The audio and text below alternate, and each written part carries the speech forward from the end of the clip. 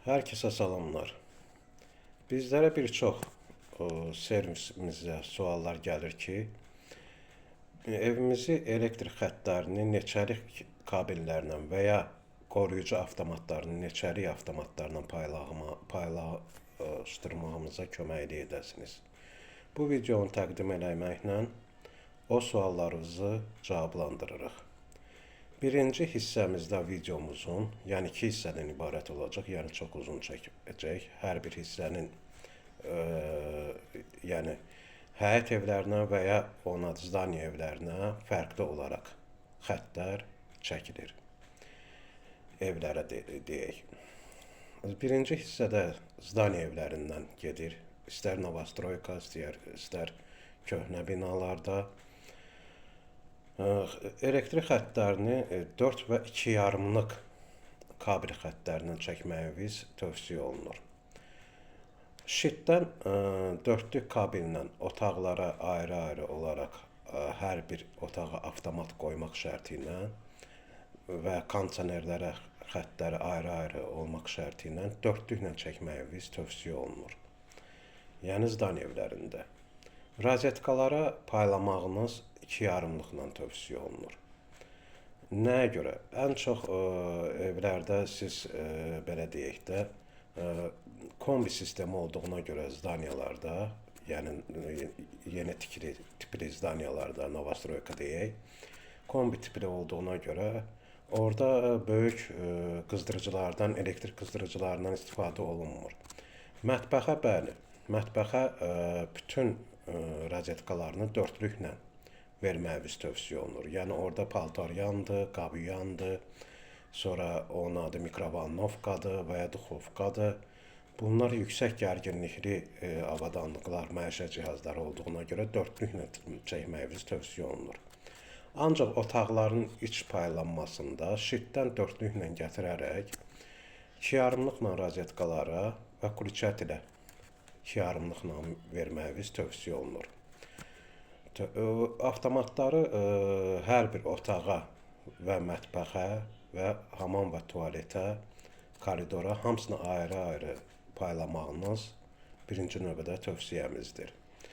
Nə qədər ayrı-ayrılıqda olsa, yükün paylanmasında da o güc düşməyəcəkdir şitə.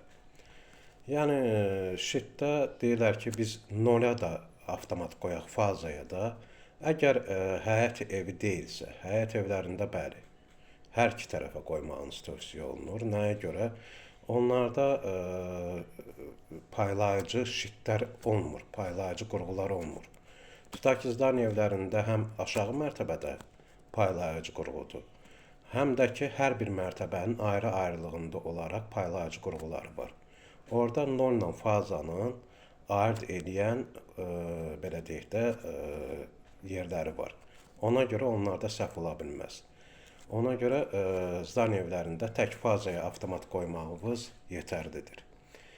Necə evimizdə kondisionerin yükünə görə və ya otağın yükünə görə qoruyucu avtomatı qoyaq? Bu, belə bir fiziki düsturla hesablanır. Tutaq ki, biz otağımıza qoyuruq 45 kvadratlıq kondisioner. Bu da 12.000 watt gücündədir. 12.000 wattı biz bölürük 220-yə. Ondan aldığımız amperajı, yəni 220-yə böldükdən sonra hansı hesabatı alırıqsa, ondan alınan hesabatı amperaja qoyuruq. Belə deyək də, fiziki düsturun I bərabərdir U bölünsün A düsturu ilə hesablanır bu. Yəni 12.000-i 220-yə bölürük, nə qədər alınırsa o amperaj bizim avtomatın qoruyucusunun yüküdür. Və ya otaqlara. Otaqlara 24-32 qoyular, bir də görürsən amperajı. O heç bir düzgünlük deyil. Hər bir otağa 16 və ya 10 amper qoymağınız, yəni spalninlərə 10 amper, qonaq otağına 16 amper, ancaq mətbəxə bütün ümumi yükünü hesablayaraq. Duxovkanın yükü hesablanır, orada paltaryanın, xaladelnikin, hamısı ayrı-ayrılıqda dediyim kimi I bərabərdir U bölünsün A düsturu ilə, yəni tutaq ki, paltaryanda 8000 wattdırsa, tutaq ki, 8000 wattı 220-yə bölüb onun amperajını alırıq. Sonra tuxovka tutaq ki, 4000 wattsa 4000 wattı 220-yə bölürük. Ondan alırıq amperajı. Onları üst-üstə gələrək həmən yükü amperaj olaraq avtomatının qoruyucusunu qoyuruq. Yəni mətbəxə. Ən belə çətin və mübahisəli avtomat qoyulması, yəni qoruyucu avtomatın qoyulması mətbəxdə olur. Onun hesabatını dəqiqliklə eləməyimiz tövsiyəmizdir.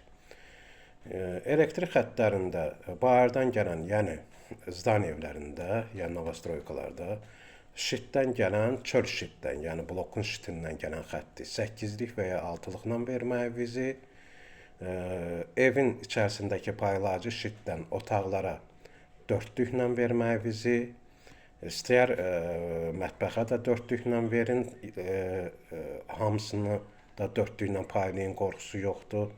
Yalnız işıqlandırma sistemini 2,5-lıqla verməyimiz tövsiyədir. Çünki nəyə görə? 4-lüklə rozetkaları verib mətbəxdə və ya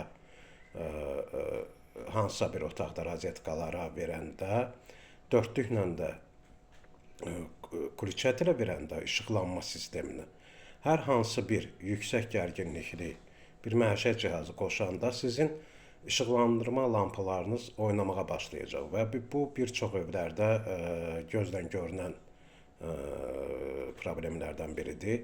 Bu da ki, eyni seçenyalı, yəni eyni güclü kabellərin bütün xəttlərə verilməsindən əmələ gəlir. Rozetkaları da ki, 4-lüklə versəz, kulçətinlərə mütləq 2,5-lıqla verməlisiniz ki, onlar yük daşıyıcısı deyil. Yəni güclü yük daşıyıcısı deyil, yük daşıyıcısı ancaq güclü yük daşıyıcı deyil rozetkalara nisbətən. Ona görə kulçətinlərə işıqlandırmanı yandırmaq üçün, yəni lüstralardır, spotlardır, gizli işıqlardır, bralardır, bunları 2,5-lıqla paylamağınız sizə 100% tövsiyə olunur.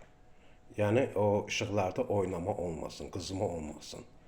4-lüklə istəsəz rozetkaları da verə bilərsiniz, istəsəz otaq evlərində də 2,5-lıqla verə bilərsiniz. Yəni bunun bir problemi yoxdur.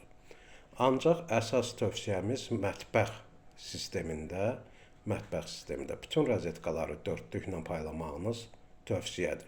Və kondisionerlərinizə gedən şitdən ayrı xəttinizdə 4-lüklə olmağı tövsiyədir.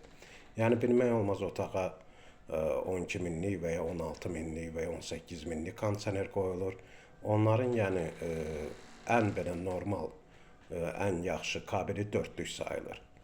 Və hər bir yükü də hesablamaq üçün yenə də təkrarən deyirəm, tutaq ki, lap 18 minlik də, yəni 60 kvadratlıq deyək də, 60 kvadratlıq kondisioner qoyanda 18 mini bölürsünüz 220-yə, ondan aldığınız hesabatı amperaja hesablayıb, onu qoruyucu avtomatını qoyursunuz.